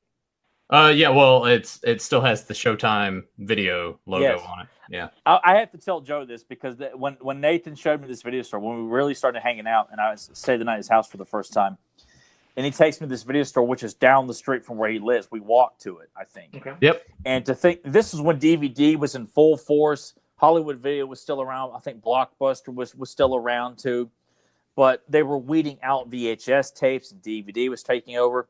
And for this store to be packed full of VHS tapes in the year 2001, 2002 of He-Man, G.I. Joe, Thundercats, She-Ra, Transformers, Fairy Tale Theater, all the classic horror movies like Alligator that you can think of, obscure action movies, the whole video store, and it had this musty smell. They had old WWF, WCW pay-per-views. That musty smell was probably the asbestos or something. It was. I wish you could put that magical odor in a bottle and just, it was magical. And just to know that there was this time capsule of these movies still around, and I lost my shit. I rented a Ninja Turtles cartoon, The Revenge of Cobra, WWF Survivor Series 1989, and a couple of other things. And I was just, and me and Nathan just sat and watched all these cartoons. Like, you gotta watch this, man. Check out this shit. It was. I could not, and we would just go over there and rent all the crummiest horror movies you could think of, and just laugh at them at 2:00 in the morning. And then they would sell them to you if you wanted to buy them. So I bought a lot of like VHS tapes from them for like $1, $5 if you offered it to them as DVD was becoming more prominent. Oh, it was, and they still had like the black case. Oh God, it makes my nipples hard. No, I love hearing your stories, both of what you guys are saying, because that's part of it that's kind of sad. Is it was the experience of it all too. Not just going to rent it, but you're renting with your buddy or your family, and then sometimes that might lead to right next door was an ice cream shop, or next door might have been the Chinese or the pizza place. Or pizza. See, so that's what I mean. You're going home, you're having pizza, you're having Chinese, you're having ice cream, you're having something, and you're watching a movie with your family or your friends. You get to hang out and just be with them, and that's, like you said, it's different now. It's like everything, you can just download a movie, or people don't really like interacting or going places. It's like how we said the arcade, just killing off the arcade in some places, or bringing back cool retro arcades, but otherwise, it used to be fun. You go with your buddies, or you meet a complete stranger. Sometimes, hey, like you said, can I join in for the X-Men? And you're all, you're both playing the X-Men. And maybe yes, I love that camaraderie when you team up with a total stranger. Come on, we're going to kick Magneto's ass together, and then we'll pick up those 2 hot chicks. Nathan likes to think never would happen. Yeah, I don't understand his fascination. They used to advertise to kids that if you built model cars, or you did this, or you did that, they always depict a young kid like a model car and 2 girls flirting all over him, or something like. I would see stuff like that, or in, like in the episode of Doug, when Skinner says, "Hey guys, he's gonna go for the record," so all the boys and girls gather around. Like you see stuff, like in The Wizard, when Lucas is like, using the power glove. It looks like it would draw boys and girls to your attention. I just don't know why You you're know? just like, yeah, this hot chick's just gonna be watching me play and beat this guy. It's like, no. Like maybe Well, now the way girls and maybe back then that's just what I would. Of course, you know, you just didn't see many girls frequent the arcades anyway. Yeah. But in my mind, if anything, you know, I remember two guys watching me play Mortal Kombat 2, and I'm playing as Jax and I'm kicking ass, and they're like, "Damn!" Like they're just giving me providing commentary while I'm playing. I'm like, "That's right, guys. I'm pretty badass as Jax in my mind." You know, Yeah. but they were older than me and watching, and like it was just cool to get that kind of bravado when you're playing an arcade game like that. And, you know, total strangers, and then some prick comes by who's clearly like a high school, college kid, comes in, kicks your ass, and takes over the game. Son of a bitch. No, those are the things. You know? You had the good experiences where you could team up with people. Then you had the ones where you were just sitting there trying to have fun. And I used to always do with X-Men versus Street Fighter. I love picking Wolverine with Ken or Wolverine with Storm because everybody thought, well, Storm, she sucks. You can't really play with her. Storm could kick some ass. If you know how to use her in X-Men vs. Street Fighter, she will beat some ass. Especially when, you know, there was a delay when you do a super move, and then, you know, most characters, then they come back down. Well, with Storm, I used to throw people off because I'd get her into the mode where she's flying, and I'd do that, you know, lightning storm, boom. And if they were lucky enough to block, they thought, oh, now I'm going to get her. They'd come in for something, but I could do it immediately again because she was flying already, and I'd blast them. They get so pissed, but I remember there was either the people they were cool with, or here came the dick, and you know who he was. He'd walk up, you're playing by yourself, puts 4 quarters down, bling, it just joins right in without saying, can I join? I'm like, here we fucking go. The ass that wants to join in without asking. And then you beat him. And then again, after his 4 quarters, he'd go get more, or he'd just leave and be pissed. But those are the ones I hated. But see, Joe, you were always combative, and you beat them, and they would leave, whereas Tyler would get his ass kicked, and then he'd walk away in shame, and then the hot chick would just come up and put her arm around his arm while he's still playing. It's like, yeah, that's right. And Tyler's like, oh, man. Oh, kick your ass, man. I think the only time I ever had a girl look at me playing anything, I remember was playing a pinball game. I was playing pinball out of all things. She's like, wow, you're really good. Oh, thanks. It was at a lunch break when I used to work at Software Etc. at the mall. That's the only time I had somebody actually look at me of any interest was playing pinball out of all things. But no, when I played any video games, the girls weren't usually like, ooh, ah, or freaking out. Or it would have been nice, like Tyler said, like, damn, you're real good with that joystick. I'm like, yeah, I got another joystick I can show you. But, you know, that shit never happened. Would have been a great thing if it happened, but... I'm picturing little Joe with this mask saying, you, right here, as he's playing the X-Men arcade, you know, just, you know, give it up. Otherwise, I'll steal your notebook, put it in the bathroom or something. Throw it in the toilet, and they find it wrinkled a month later or something. I saw it in stains and... No, but I really miss the experiences. You're right; those were so fun. I mean, fun. It's weird to think about. You know how people reflect back on, like, 50s, and when you think of like the restaurants and the poodle skirts, and they're always just like, oh yeah, simpler times, blah blah blah, simpler times. Things were cheaper, and here we are looking back on things like this, simpler times. Things were cheaper, and it's just it's funny to I never, when I was a kid, I always looked at that as like, oh well, whatever. But now it's like that's happened to us. It has. And we've had those simple times that are just like they just don't exist. And granted, there are video stores that still exist in certain areas. Like Peak Creek was actually still going up until a couple of years ago. So yeah, and they have since like ceased operation, but not before Tyler and I went in there and bought a shitload of the tapes that they had. Yeah. I can ask you something, Nathan, because it is sad, but you know, it's something that I can see right now, especially with my nieces and nephews and just many of the kids around here, and plus how things are. I feel bad for them because they're not really going to have now. Like you said, we used to, you know, how we tell about our parents. Wow, they're talking about these stories, and then now we're doing it. I don't see them having these stories. How can they ever say, "Hey, I remember going here to do this with my friends to do this"? They're going to reflect on. I remember having my tablet and I would play and I would be in my house and walk. They don't get to have these experiences. It's so damn sad. I feel so bad for them. I think it ends with us. I really do. It does. I think all the stuff that we talk about of like, you know, everything is so accessible now. Kids today, teenagers, they don't have to leave their house. Whereas we had to leave, you know, we couldn't order online. If you did order something that took a while, you'd have to go to like the Sears catalog or go to Montgomery Ward or something like that. Yeah, you had to leave the house to obtain this stuff. You had to search. You had to journey around from video store to video store, toy store to toy store. You know, everything's so accessible now. You know, within the last, you know, 10, 20, 15 years. You know, you don't have to dig too much for it.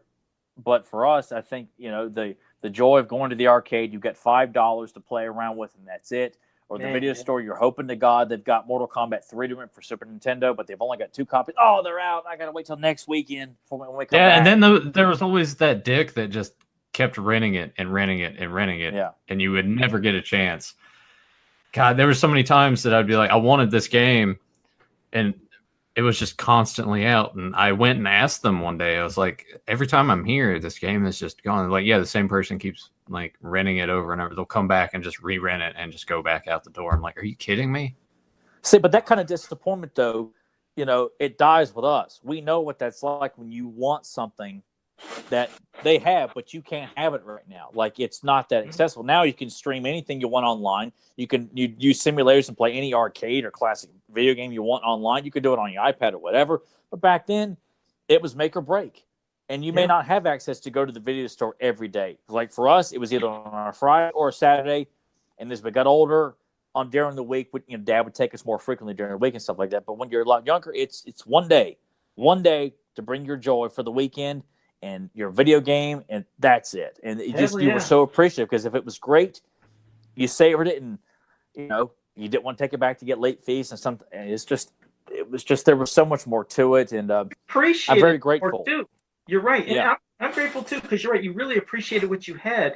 It's sad to see that you're right. Nowadays, things are accessible within seconds. Like they can download and they could have hundreds of games they could choose from. When we were growing up, you had the one game you played, whether you rented or bought it, and then you'd play it until you beat it. But it's not like nowadays, they're like, oh, I'm going to try to play some of this Final Fight, Street Fighter, Sonic the Hedgehog, and I really don't like it. Let me go to this game. It's like within clicks, their mind, they have no attention span to focus on one thing. It's weird. Like, even with video games, when you guys talk about renting, I just remembered I didn't have much of renting experience with video games, because I would, cut the grass, and I would do, doing the sweep and vacuuming in the house, and I get $5 allowance a week. Also, within that, I'd get my money for lunch, but I would only spend 40 cents for a bag of chips for lunch every day. That's all I'd eat. Joe hasn't changed. Well, yeah, Joe hasn't changed. I'd get that. You get $1.40 for lunch, but I only spent 40 cents on a bag of chips. And if my buddies would sometimes... It's like Joe's still getting his frozen burritos when he's like age like 15, 14, and... I got $1 for this and $2 for this and 35 cents for this. Yeah, well, I mean, the thing he's getting at is he's putting back that money, and then he would buy games, because I did that too in high school. I started saving my money. That's how I bought like a handful of PlayStation 2 games. Strategy. You're right. Yeah. So I $5 for allowance, then $5 that I would get because of my food. So that it's $10 a week, $40 by the end of the month. I could buy a game every month. And my buddies, like I said, beyond when I'd have my chips, they'd always give me some of their food so I could have some more food to eat, So it's not like I was really starving in school, because I would bum them, say, bumming off everybody else. Well, I did. I was like, can I have a couple of your fries or something? And they usually didn't care. Can I have your hamburger? Can I get dessert? Can I? What are you doing? I'm saving up to buy Mortal Kombat 2. But I did see it. They're giving the Joe's charity for noble cause. See? Mortal Kombat 2. But I did. I saved up, and always to buy a game that I knew would be something I'd really love. But occasionally there was the game you'd buy that when you beat it, it kind of sat there, and it was one you really didn't revisit. And after that happened a couple times, I remember my dad would say, why don't you just rent some of these things? Then you'd know if you would like it or you'd hate it. And that way you wouldn't waste your money. And that's something I started doing finally. I was like, I'll rent some of these. So I remember I'd, rent like Super Mario RPG, which that was so damn good that, I played it through the weekend and beat it. But I was like, I'm not going to spend $70 on this game now, because that was a whopper back then. I think it was $69.99. So I got the beat, and I was like, good, I saved money. But then there was occasionally a game would suck. I never buy it. But if it was the one I really liked, I was like, now I have to buy this game. I loved it too much. Sitting there, if you're playing something like Contra 3, I'm like, oh, okay, now I got to play this. I can't rent this no more. I got to buy Contra 3. This game is too fun. It's a game you can revisit over and over. But, yeah, that was my experience with, I guess, renting, because, I'd buy them and usually beat them quick, but then rent to see if you liked it. And, yeah, especially if there was one that was too expensive, you could save money. And then you wish you would have it, because a lot are worth money. Like Chrono Trigger, that goddamn game, God, that's worth a lot of money now. And it's a great game. I don't know if either you played Chrono Trigger, but that was I with Chrono Trigger, that was going to my friend Josh's house. His cousin had gotten it, and let him borrow it. And yeah, we played through that entire weekend. I would just kind of leave and come back. Oh, where you at in the game now? Because I basically just sat and watched him play, and occasionally I would take over the controller. But man, I remember just having so much trouble renting Nintendo games. Like Super Nintendo was fine, but Nintendo, man, like it was a miracle to get those things to work. I remember renting WrestleMania, the first WWF I remember renting WrestleMania, that. and Yeah. I It sucked. didn't get to play it because it would not work. My dad even took the rubbing alcohol and like cleaned it, everything. It just did not work, so I never got to play it. And I remember we rented it, and we had some new neighbors that had moved in up the hill a little bit, and there was a kid that was there, and he came running down to like talk to me. And all I could think was he just had like this booger hanging out of his nose. But I didn't tell him, and he just kept like talking and talking. I had like my game in hand, and I was ready to go play, and he just kept talking and talking. All I was fixated on was just that booger. And I was like, well, I got to go play this now. He's like, oh, okay. And I don't think I ever had a conversation with him again. That's pretty. He probably realized he had a booger on his face and didn't show his face in public again. God, I guess not. And what is Giannis just mentioned something that he used to rent over and over, Digger T Rock. And I think that was a Nintendo game, but I don't think I ever played it, though. Either of you played Digger T Rock? I don't. I'm going to have to actually look that up right now because I have no idea what the hell that is. I think I remember an advertisement in Nintendo. Like I said, I owned all the damn magazines, so I'd have to memorize every freaking game, but that is one I don't think I played. Sounds strange. I'm curious. Yeah, this sort of looks like some weird Dig Dug kind of game in a way. Oh, so it's a Dig Dug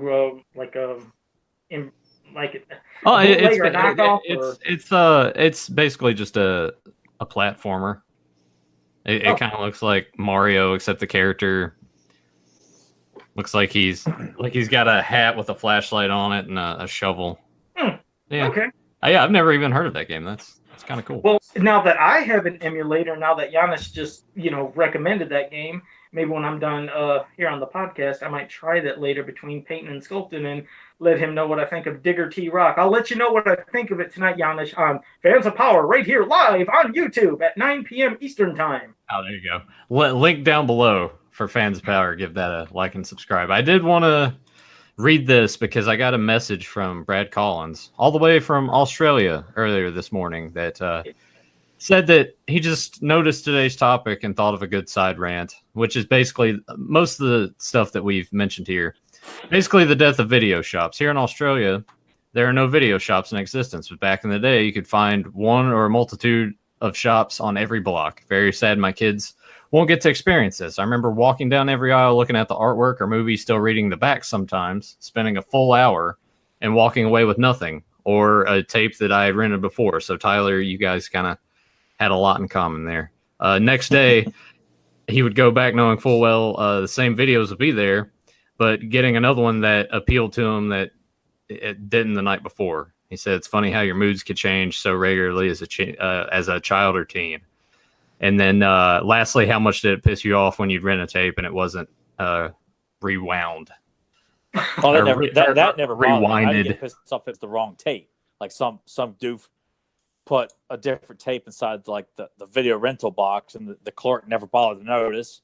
And you get home like, what the hell is this? And then the $5 is wasted. And he sounds like a kindred spirit with us, though. Definitely, he has the same stories and everything that we said as well. But yeah, you're right. Same thing when I showed Tyler and Nathan when I thought I had that great WrestleMania 6 tape. I sure had the outside cover and that tape, and inside when I got home, and this is one that I bought. It was nothing to do with that. It was like a really old wrestling tape of some other thing, which was cool. But I was like, I wanted my WrestleMania 6. I thought I was getting this for $1 when everything was being sold out at that damn store. So that was a kick right in the nuts. I don't think I ever experienced a wrong tape like Tyler did of renting, but for purchasing, I think that pissed me off a lot. Yeah, I never. It happened with me too, purchasing like previously viewed tapes, like He-Man tapes. I would buy them, and the tape that I think I was getting, it was a different He-Man tape. Like, it was heartbreaking because I wanted to buy that tape, not this one. And you still go with it because you're like, oh, well, all right. But You know, that happened to me a few times too when I would buy a lot of those tapes. That was the first like big purchase I made too. Was a previously viewed tape of He-Man. I think it was like Volume 9 that Beyond Video was selling, and it was $5, $2 or $5. And I remember being so proud of that purchase on a Saturday and going to my pawpaw's house and watching it because I stayed the night with them, and like, wow, I bought my first big purchase, and I own a He-Man tape. Like, I was so proud of that. And the first I bought a previously viewed She-Ra tape that I still to this day from Beyond Video. It's sitting in the other room with the clamshell case, everything. It's just a treasure possession because I rented that tape so much and was so proud to know I could buy that, and I did. It was just pure magic. Cool. It is. And I will say this real quickly though, because both you guys can appreciate this. And when so many locations like grocery stores and convenience stores had video rentals, every one of them I went to, and it was like I'd be sitting in my car and would just kind of glance like what they had on the wall, or would wander back there while we're checking out buying candy or something. I would always see Jason Takes Manhattan, no matter what. I remember sitting in the parking lot of Wade Supermarket in Dublin and or driving by and just glancing like they got a video store in there. And the only thing I could make out was the box art for Jason Takes Manhattan. Or I would go into any of the convenience stores like Sandstone, like Matt and Jordan. If they listen to this, they know what I'm talking about. Sandstone Market on Plum Creek. They had Jason Takes Manhattan. I remember always seeing that Friday and would pick it up and look at the back like, oh man, it's scary. Mm-hmm. But I'd always see that tape no matter where I go. That's awesome. Yeah, no, I don't remember just specifically seeing one tape over and over at all locations. For me, I always just would go in, and it was always new releases. I would look at that, and then I would venture over to the wrestling tapes and see what all they had. I remember renting Starrcade 90 with Sting versus the Black Scorpion, and I was just like, man, it was Ric Flair the whole time. Like, that sucks. Like that's really terrible. I love knowing that little 6-year-old Nathan was a mark even back then. Like, this is bullshit. Yeah. Yeah, it was like that's the best they could do, because I'm sitting there thinking, like, even as a kid, I'm like, oh, what if it's someone from the WWF? You know, they're trying to just keep it like this big, and no, it's just fucking Ric Flair. I'm like, really? Come on, horseshit. This is horseshit. I think the one I picture Nathan probably cussing to his dad's just laughing at him, like, you know, and your mom's like, Nathan, what? It's bullshit. It's Ric Flair. Yeah, she would do that. Pick up those socks. I think I remember I've seen in a few places, like what Tyler said. I got a kick out of them. I seen about 3 of them. I honestly don't remember if they made more, but Maniac Cop 3, for whatever reason, I remember seeing that damn cover everywhere. You know how he stands with his old deformed up face, you know, and then holding the shotgun.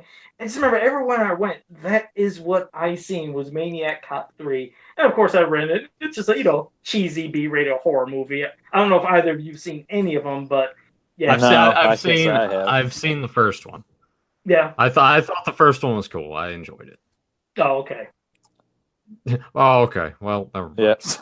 Hell, even like there was a store that it was called Curtis Mathis. I don't know, maybe Nathan remember. It was like down the road from the mall back in the day. It used to be good, and they would sell TVs, laundry, like washer and dryers and stuff. And up on their like elevated level, they had a couple shelves of VHS tapes to rent. I remember like the 1 or 2 times we went in there, like, they got tapes to rent? They had Volume 2 of He-Man, and they had Chuck Norris and the Karate Commandos. Like, oh man, you know, just like I know both of these. Just think it was so cool. Like Curtis Mathis, like this, like TV that doesn't ring a bell at all to me. Yeah, it was. I could point at the location. I know next time you and I go to Christiansburg together, but it was amazing. Kroger, I think even Kroger back in the day used to rent and sell videotapes back in, at least in the early 90s and probably late 80s. You know, it was amazing to know how everybody wanted to get in on video rentals and video sales back then. It was so cool, man. It really was. It was because you just didn't know what store had. And even going out of town, and I would pass a mom and pop video store, I would always wonder, what if they got any He-Man tapes in there or any Thundercats or something like that? And going to this video store in Nags Head in 1997 when I went with the Hiltons to Nags Head, walk across the street, they had He-Man tapes to rent. it was so cool to know that this place in Nags What? had They know He-Man. about He-Man too. Holy shit! Yeah, I'm way. gonna throw this out real quick. I'm gonna mute my mic for a couple minutes to avoid dogs because Emily is almost home. So I'm gonna do that while you guys continue. I just We'll want probably to just throw gonna that wrap out. things up here anyway. I was gonna say, I think we're about ready to wrap it up anyway. So. Well, I mean, she's on the block, so she's Good. She's How like, about we start wrapping up, and hopefully we'll get some of the dogs barking at the end. It makes it even better. So go ahead. Joe. Wrap it up. Wrap it up. Well, why don't you guys give final thoughts? I can mute the mic, let her get them settled. I want to hear in the a damn couple minutes. barking, but yeah. No. Yes, you better do it. Well, anyway, so I'm gonna text her. You guys give your final thoughts. I'm gonna get this going right now. Okay, and I want to hear barking. But yeah, so no, final thoughts is, yeah, it's what I said and what Tyler said. It ends with us, with our generation when we grew up. We're never going to see anything like this before. I mean, again, of VHS, tapes, the experience of seeing these cool ass covers.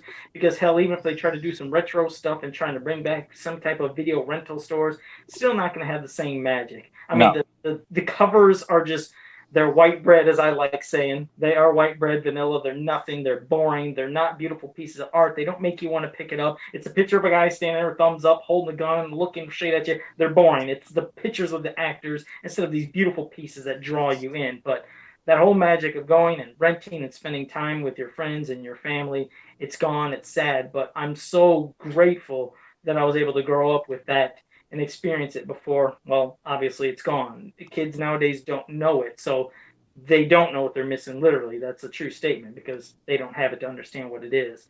But I love that the video stores and the VHS and just hell, we went into the tangent of video games too, of renting. I'm so grateful for that experience, and it's sad other people won't be able to know what that was like. This new generation, they'll never know. Yeah, I don't envy them at all. Like I mean, we can't argue. It is fun to, if you want to watch footage of a game you haven't played in a long time, or watch trailers for a movie from 1988. You can do that now. It's fun to see all that stuff. We can't argue that the things we have accessible now, there's pros and cons to it. It's fun for us now. I mean, if we had evolved, we wouldn't be able to do what we're doing right now with technology and stuff like that. But I am grateful. It is sad to know that kids today, like my nephew and other kids, they will never know what it's like to go to the video store and pick out one movie for the weekend, or pick out a video game, or all that stuff. It's just an adventure. It was fun. And, anybody listening to this, we don't, I mean, exactly what we're talking about. It doesn't have to be that in depth because we all share the same excitement and joys and disappointments of going to look for something you didn't get it, or whatever the case may be. I wouldn't trade those memories for anything. I mean, I look at the places where these video stores used to be. I look at them all the time when I pass and think, that's where Beyond Video used to be. That's where King Video used to be. And think about that and reminisce. And, makes me want to do what Nathan did when Payless went out of business and he walked past it in the mall. I liked it better when it was Payless. Oh, yeah, because they were doing that shitty-ass play. God, it's like, why are you doing this in a mall? God, all right, so Tyler and I were going to the arcade in the mall, and right beside of that used to be a Payless Shoes, and they shut that down, and for some reason they were having some sort of player production that was going on. There were like 10 people in there. It was very small. Yeah, and we walked past, and I'm like, what is this? And then I yelled that at him. I was like, I liked it better with Payless, and we just kept walking. And they all turned and looked, and I couldn't stop. I was laughing continuously through that, and would still bring it up and make myself laugh just thinking about it, because they all just stopped what they were doing and looked back at us teenage boys. I don't mean jack shit to Joe, so forget it. No, that is a cool story. I always love hearing any of those stories. Go ahead, Nathan. You wrap it up. Well, you guys have pretty much nailed everything on the head of anything I was thinking about saying with these videos. It's a damn shame that kids won't be able to experience it. Yes, it's great that things are so much more accessible, but at the same time, you lose that sense of adventure. And just it's a damn shame. And like Tyler, I drive past these places. I'm like, yep, that's where Black Diamond Video used to be. And now it's like a Walgreens is there. They tore down all those buildings, and here's a Walgreens. And it's just so many things are just lost to time. The art, the artwork. Now it's just floating heads on everything and just bad. Like Bad Photoshop. Looks like shit. Yeah, it's just all gone, and I miss it. Simpler times. But yeah, I'll go ahead and go into my little spiel and wrap it up, as Joe says. Thanks to everyone that joined us in the chat today. It's always awesome having you guys around. If you're new to the channel, make sure you hit subscribe, hit the bell so you get notified when we go live. Check all the links down below. We have the Podbean links, their audio stuff. Go to beyondretropodcast.com and it'll take you to sort of the Beyond Retro page on Pop Culture Network. So flip around there. Look at Fans of Power, Capes and Commentary. Speaking of Fans of Power, it's the podcast. Joe mentioned that earlier, 9 p.m. every Sunday, dedicated to He-Man and Masters of the Universe. Check out his custom creations. Hit him up if you want him to make some figures. Check out his t-shirts. Like us on Facebook. Like this video. Comment down below. Let us know some of your video store memories. Things that, if you have any experiences like Tyler, as far as watching movies with your family, you know, if you have any weird experiences like I had watching True Lies, feel free to let us know down below. Let us know about your dinger experiences. And we'd like to hear that. We want the more dinger stories, the better, you know. Oh, man. Oh, and I guess we'll go ahead and get into this too, but next month is October, so we have a few things lined up.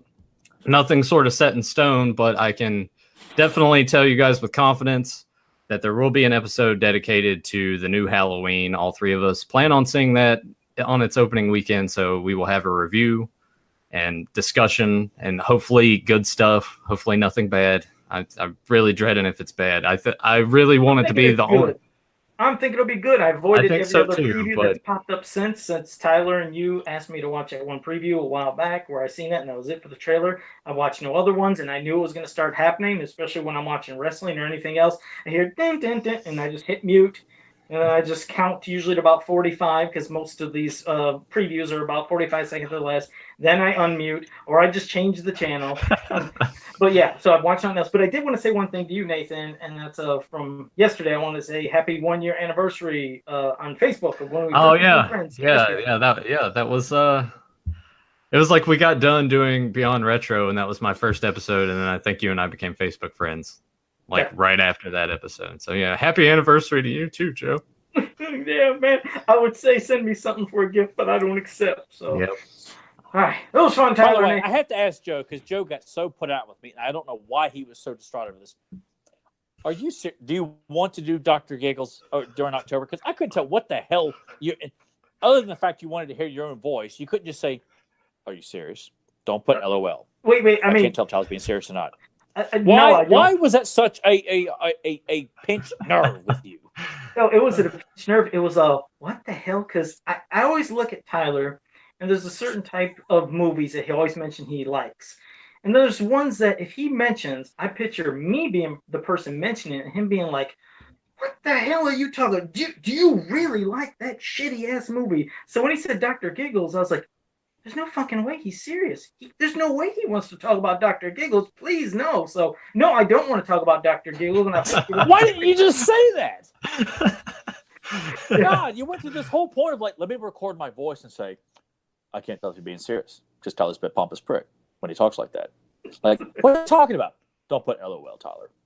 I don't know if Joe is joking or what, or if this is because I'm Italian. This movie means a lot to me because I'm Italian. And I eat burritos when I watch Dr. Giggles. I don't know if this movie has some special meaning or Joe was just, I had no idea what your problem was. No, that was it. I was like, all it was, I was just being silly. I was just being silly when I said. Well, I'm glad you were, because I was freaked out. I was like, he can't be. I was like, please don't let him be serious. And anytime in a message Tyler puts LOL, I'm like, LOL? What the fuck is this? Tyler don't put LOL. It's like, that's another thing. He's like, don't put LOL. It's become part of the vernacular. And that's right. Joe has to put memes or some sort of, Joe was above writing just a simple LOL. He's got to let me put a meme of Laura Dern so I can make fun of Tyler because he didn't get this joke. that was hilarious. I was like, yeah, Tyler's a dumbass.